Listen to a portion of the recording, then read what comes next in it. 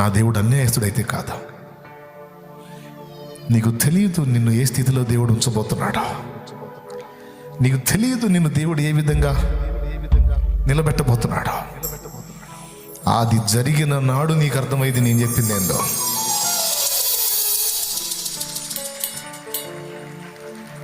నా దేవుడు నమ్మదగిన దేవుడు. లే, విశ్వాసంతో లే. విశ్వాసం గలదానివై లే, విశ్వాసం గలవాడవై లే. భయపడద్దు, బాధపడద్దు, కృంగిపోవద్దు. జనాలు నీ ముందు మిడిసిపడుతుంటే నువ్వు దాన్ని బట్టి ఏం బాధపడదు.